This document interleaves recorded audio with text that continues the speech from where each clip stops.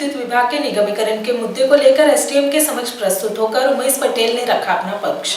दमन विद्युत विभाग के निगमीकरण के मुद्दे को लेकर उमेश पटेल द्वारा जताए गए विरोध के चलते उपजे हालात के बाद एसडीएम द्वारा दी गई नोटिस के चलते उमेश पटेल कल दोपहर 3:30 बजे एसडीएम के समक्ष प्रस्तुत हुए। इस दौरान उमेश पटेल ने एसडीएम द्वारा जारी कारण बताओ नोटिस के संदर्भ में अपना पक्ष रखा और अपने पर लगाए आरोपों से जुड़े सबूत भी मांगे। विद्युत विभाग के निगमीकरण के मुद्दे पर प्रशासन द्वारा अभी तक जनप्रतिनिधियों के साथ बैठक नहीं किए जाने पर यूथ एक्शन फोर्स प्रमुख उमेश पटेल ने प्रधानमंत्री के नाम पोस्ट कार्ड भी भेजा। एक्चुअल में इलेक्ट्रिक निगमीकरण जो चल रहा है उसके खिलाफ हमारी मुहिम चल रही है।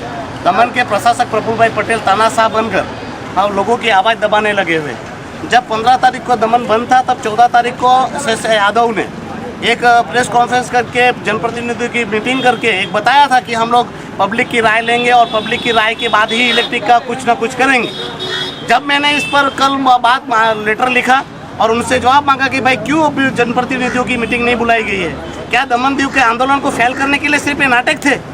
क्यों जनप्रतिनिधियों को आवाज़ सुनाई नहीं दे रही है? आपने क्यों मीटिंग नहीं रखा कि भाई इलेक्ट्रिक का निगम हो रहा है नहीं हो रहा है? तो उन्होंने कल फिर से मुझ पर एक बॉन्ड का एक नोटिस भेज दिया कि आपको क्यों छोड़ा जाना चाहिए, क्यों आपको से बॉन्ड नहीं लेना चाहिए, कि आप बार बार दमन में शांति भंग करते हो और मैं रेगुलरली ऑफेंडर हूँ, क्राइम करता हूँ। तो मैंने कब कौन से कौम का मैंने ऐसे कौमी दंगा कराए, कौन सा क्रिमिनल बैक वो हूँ, कौन से केस मुझ पर आज तक साबित हुए हैं? जितने भी केस मुझ पर आज तक प्रशासन ने लगाए हैं सारे के सारे प्रशासन ने लगाए जो मैंने पब्लिक के लिए आवाज़ उठाई है। और जितने भी केस हुए थे उसमें से 75% केसों में जजमेंट आ चुका है और सब मेरे फेवर में है। मुझे हर बार दमन की आवाज़ के लिए मैं जो बोलता हूँ, दमन के हितों के लिए जो बोलता हूँ, प्रशासन मेरी आवाज़ दबाने की कोशिश बार बार करता है। इस बार भी उन लोगों ने मुझे नोटिस भेजकर मेरी आवाज़ को दबाने की कोशिश की है, आंदोलन को दबाने की कोशिश की है। तो आज मैंने काले कपड़े पहने हैं, हाथों में मैंने हाथ को जकड़ा है। उसका मैसेज ये है कि यहाँ पर लोकशाही नहीं है और लोगों को बोलने की आज़ादी भी नहीं है। यहाँ किसी भी प्रकार की आज़ादी नहीं है। आप जानते ही हैं कि आज दमन में 144 लगा हुआ है। पूरे कश्मीर में कहीं 144 नहीं है। दमन में आदमी की लोकशाही का खून हो रहा है, जिसके चलते मुझे ऐसा लग रहा है कि हम गुलाम हैं।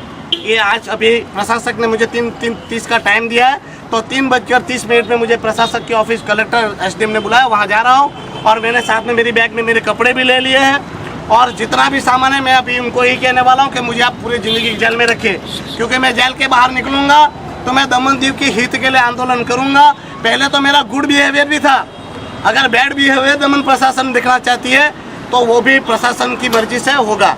अगर प्रशासक चाहता है कि दमन में ये आदमियों को शांतिपूर्ण आंदोलन नहीं करना देना चाहिए, लोगों की आवाज़ को दबा देनी चाहिए, तो मैं ऐसे आंदोलन में दबने वाला नहीं हूँ, ना मैं डरने वाला हूँ। मैंने आज साबित कर लिया कि भाई मुझे पूरी ज़िंदगी जेल में रखो या तो फांसी चढ़ा दो, मगर मैं दमन दीव के हित के लिए कोई भी समझौता नहीं करूँगा। मुझसे अगर आज बॉन्ड मांगा जाएगा तो मैं बॉन्ड भी नहीं दूंगा, पूरी ज़िंदगी में जेल में रहूँगा।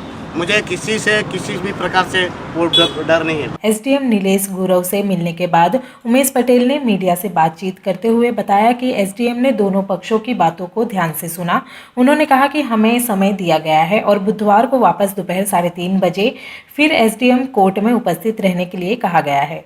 उमेश पटेल ने कहा कि हमें किसी से कोई व्यक्तिगत मतभेद नहीं है, लेकिन दमन विद्युत विभाग के निगमीकरण के मुद्दे का प्रशासन जब तक निवारण नहीं करता तब तक यह संघर्ष जारी रहेगा। उमेश पटेल ने कहा कि यह आंदोलन अभी शांतिपूर्ण तरीके से चल रहा है। यदि प्रशासन की रवैया ऐसा ही रहा तो यह आंदोलन उग्र स्वरूप भी ले सकता है। एक्चुअल में एसडीएम सर ने हमारी दोनों की बात सुनी और जो इन लोगों ने एलिगेशन किए थे, हमारे सतीश भाई मोड़ा सर जी ने उनके सारे डॉक्यूमेंट मांगे कि भाई कौन से एलिगेशन है और किस प्रकार से आप हैबिचुअल ऑफेंडर मानते हैं। उनके सब दस्तावेज हमको दीजिए, उसके बाद में आप डिसाइड कीजिए कि हैबिचुअल ऑफेंडर है कि नहीं है। तो हमारी बातें सुनी और सर ने एक बोला कि नहीं, अभी उनको पहले डॉक्यूमेंट दीजिए, सारे जो भी रिपोर्ट है जिसके चलते आप मानते हैं, तो वो वक्त हमें दिया है। सोमवार को हमें डॉक्यूमेंट मिलेगा और बुधवार को वापस 3:30 को वापस बुलाया है। तो ये हम लोग वापस आएंगे तो आंदोलन इसी प्रकार चलता रहेगा जब तक दमन की मांगें खत्म नहीं होती, तब तक ये चलता रहेगा। मगर मैं एक बात दावे से कह सकता हूँ कि जो ऑफिसर्स है बहुत अच्छा इंसान है, जो मतलब कि कानूनी वस्तु को समझता है, सुनता है और इस प्रकार से दोनों की बातें सुनता है और निर्णय लेता है। तो वो भी एक अच्छी बात है कि जुडिशली प्रोसीजर एक अच्छी वे पर चल रही है और न्याय होगा और डेफिनेटली न्याय होगा कि दमनदीव की हित की बात है। मैं वापस कहना चाहता हूँ, मैं पर्सनल किसी का विरोधी नहीं हूँ, मैं पर्सनल किसी का विरोधी नहीं हूँ, मगर जो दमनदीव की हित की बात है और दमनदीव का अहित होता है तो वहाँ मैं विरोध करूँगा।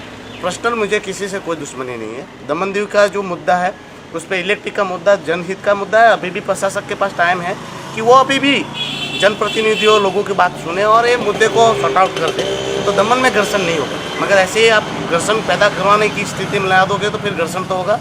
और आंदोलन अभी तो शांतिमय से चल रहा है, हो सकता है कि आंदोलन का स्वरूप भी बदल जाए।